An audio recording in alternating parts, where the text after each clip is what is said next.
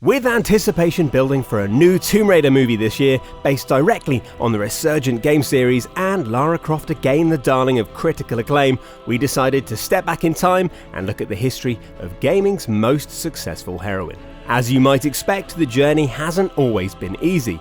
Tomb Raider experienced a dip in popularity after the third game, but Lara has proven to be an adaptable character, as comfortable in thoughtful co-op puzzle games as she is in big-budget blockbusters. But as you'll discover in this video, the Lara Croft we know and love might have been very different.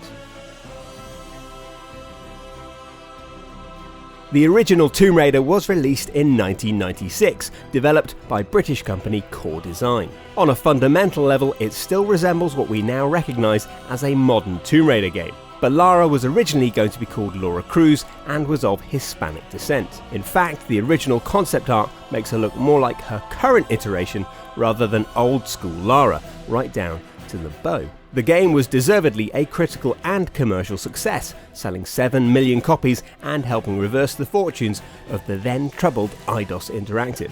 It became synonymous with the meteoric rise of the PlayStation, but it was on other formats as well. There was a PC release and the Sega Saturn version made by just 6 people, 3 programmers and 3 artists.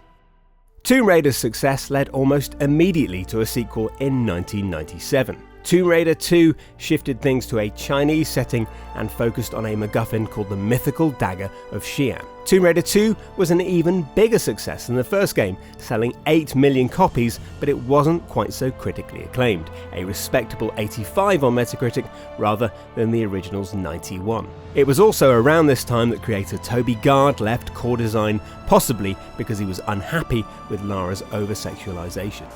A year later came the brutally hard Tomb Raider 3 and the first signs that the Tomb Raider cash cow was being milked a little too vigorously. Publisher Eidos was named the world's fastest growing company at 1998's World Economic Forum, but the team at Core were growing tired of Lara, even planning to kill her off, and after finishing the third game, the team immediately transitioned onto Tomb Raider 4, The Last Revelation, released in October 1999. This entry sold and reviewed less well, but had some bold ideas, such as setting the game in one location and giving us a glimpse of Lara as a teenager. And despite the name and the diminished success, this wasn't Lara's last revelation at all, obviously. Tomb Raider Chronicles came next in 2000, by which time the bubble had well and truly burst. Even killing Lara off couldn't stop another sequel being squeezed out of Core. It's set mere days after The Last Revelation and has an odd, retrospective feel, with 3 of Lara's associates reminiscing about her previous adventures. As of 2009, it remains the least successful game in the series, selling just 1.5 million copies worldwide. But as Lara's gaming star began to dim, Hollywood took over. In 2001, Lara Croft Tomb Raider saw Angelina Jolie stepping into the hot pants, if that's a thing you can do, followed 2 years later by the marginally better Cradle of Life. We also got 2 handheld games around this time. Tomb Raider Curse of the Sword on Game Boy Color in 2001, and Tomb Raider The Prophecy on Game Boy Advance in 2002. If Lara's decline was uncertain, 2003's Angel of Darkness removed all doubt. Released on PC and PS2, it tried to expand the storyline and drop Lara into an unfamiliar urban setting. It was critically panned because of numerous game-ruining bugs. Some awkward attempts at stealth and miserable voice acting meant that Core Design's attempts to move the series forward failed. Sadly, this was the final Tomb Raider game developed by Core Design, as Eidos handed control over to current developer Crystal Dynamics, a move Core developer Gavin Rummery likened to a robbery. After a few years in the wilderness, Lara celebrated her 10-year anniversary with the first Crystal Dynamics game, Tomb Raider Legend. It was a critical and commercial return to form. Given a proper length development cycle, the team at Crystal Dynamics studied what made Tomb Raider so compelling and poured all that into the game.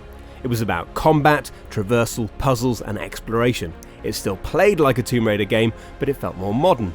Legend received the highest aggregate score since 1997's Tomb Raider 2 and was followed up by Tomb Raider Anniversary in 2007, a total remake of the first game. Tomb Raider Underworld followed in 2008, a direct sequel to Legend. It was a worthy follow-up, and it showed us the first signs of Crystal Dynamics' desire to refine and modernise Lara's design. Gone are the trademark turquoise top and khaki shorts, and the familiar braid is replaced by a ponytail. Lara was also fully motion captured by Olympic gymnast Heidi Moneymaker. Underworld would also be the last Tomb Raider game published by Eidos. Square Enix purchased Eidos Interactive for £84.3 million in 2009. The first Square Enix published Lara Croft game was a slight departure. Lara Croft and the Guardian of Light is a smart, inventive co-op action-adventure which sees Lara working with a reanimated Central American deity to defeat an ancient evil. It's different from everything that came before it, but it's still brilliant despite the slightly cheesy plot. And in 2013, after what felt like decades of waiting, we saw what Crystal Dynamics had always intended for Lara Croft, a full reimagining of the character. The new version of Lara was more real and relatable, and the game placed greater emphasis on her emotional journey. That said, it's still absolutely an action game. Lara might feel bad about those first few kills, but by the end of the game she's butchering her enemies with the cold efficiency of her original incarnation. Another wonderful co-op sequel came in 2014 with Lara Croft and the Temple of Osiris, which let 4 people get in on the action. Like the first game, it was full of inventive puzzles, and with Keely Hawes back on voice duty, it feels like a throwback to the original sassy millionaire Lara Croft. And to round things off, we come to 2015, and more proof that Lara is in the most established position that she's ever been. We got mobile game Relic Run, based shortly after the events of Temple of Osiris, and Lara Croft Go, a thoughtful, well-received mobile puzzle game based on the success of Hitman Go. And finally, we've got the excellent Rise of the Tomb Raider.